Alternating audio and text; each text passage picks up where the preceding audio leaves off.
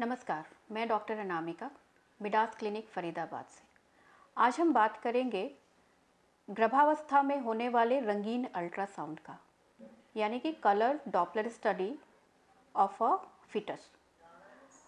Usually we see that the pregnant female and their attendants are quite keen to get a colored ultrasound. अगर उनके clinician ने advice नहीं भी किया है तो वो चाहते हैं कि उनके बच्चे का एक रंगीन अल्ट्रासाउंड ही किया जाए, और जब हम वो रंगीन अल्ट्रासाउंड करके उनके हाथ में रिपोर्ट देते हैं तो they are not very happy.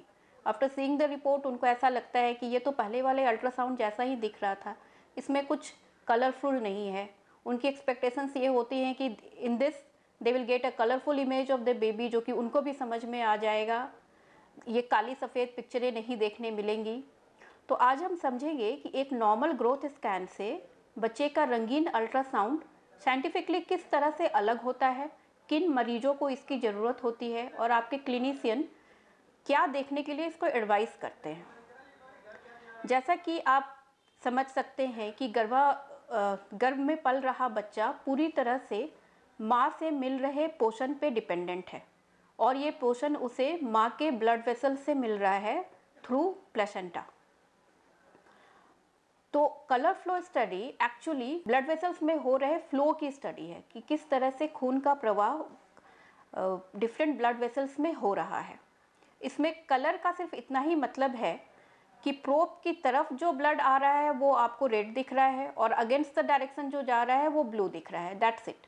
इसके सिवा इसमें कुछ भी कलरफुल नहीं है। बट ये एक बहुत ही इम्पॉर्टेंट अल्ट्रासाउंड है और इसके कुछ स्पेसिफिक इंडिकेशंस होते हैं। एक नॉर्मल महिला को जो कि गर्भ धारण किए हुए है, उसमें भी हम ये अल्ट्रासाउंड एडवाइस करते हैं टू डिटेक्ट कि सब कुछ नॉर्मल है।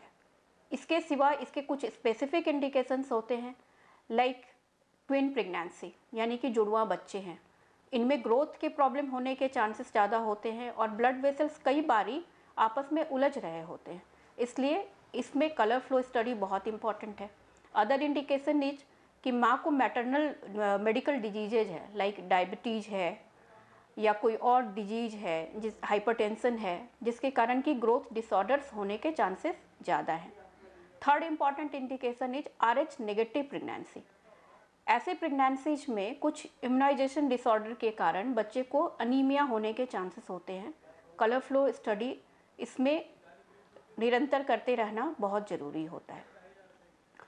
अदर इंडिकेशन इज कि अगर पहले से ऐसी कोई हिस्ट्री रही है कि माँ के पहले के बच्चों में ग्रोथ की कमी देखी गई है, या गर्भावस्था में बच्चे की धड़कन चली गई है जिसको कि इंट्रायूट्राइन डेथ बोलते हैं, या बच्चा जन्म लेने के बाद काफ़ी छोटा था साइज में, उसका वज़न कम था, या जन्म के कुछ दिनों में ही बच्चे की मृत्यु हो गई है, तो ऐसे केसेस में भी कलर डॉपलर स्टडी कुछ इंटरवल्स पे आपके क्लिनिशियन कराते हैं। अब बात हो गई इंडिकेशंस की।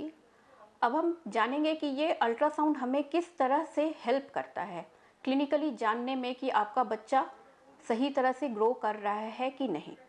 जब एक आम मरीज हमारे पास आता है तो हम उसे चेयर पे बिठा के आराम से उसका pulse, blood pressure, weight, oxygen saturation सब कुछ नाप सकते हैं, लेकिन इस तरह के सवाल हम गर्भ में पल रहे बच्चे से डायरेक्टली नहीं कर सकते।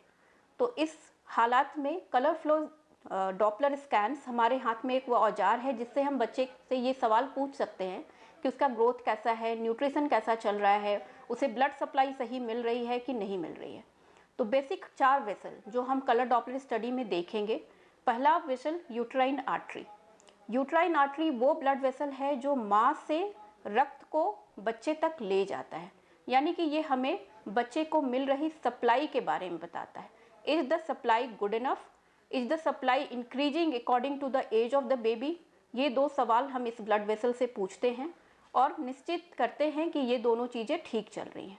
Second vessel is umbilical vessel.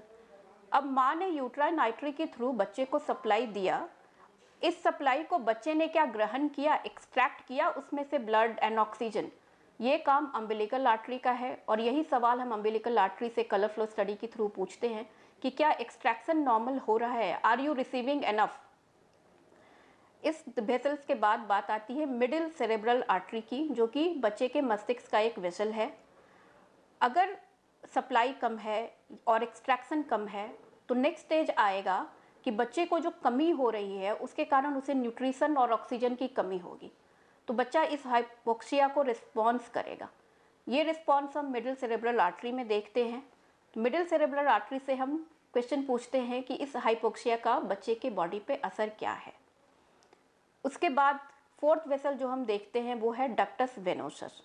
किसी भी आम इंसान में जब रक्त संचार में रेजिस्टेंस होगा या कमी आएगी तो धीरे धीरे उसका हार्ट ओवरवर्क से, ओवरलोड से फेलियर की तरफ जाएगा।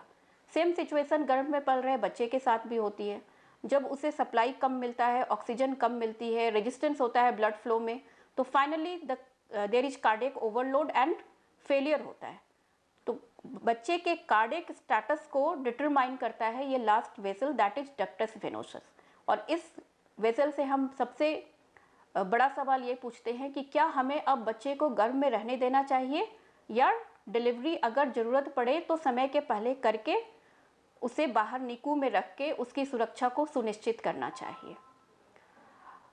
आई होप इस वीडियो के बाद आपको समझ में आया होगा कि रंगीन अल्ट्रासाउंड और नॉर्मल अल्ट्रासाउंड में क्या डिफरेंस है।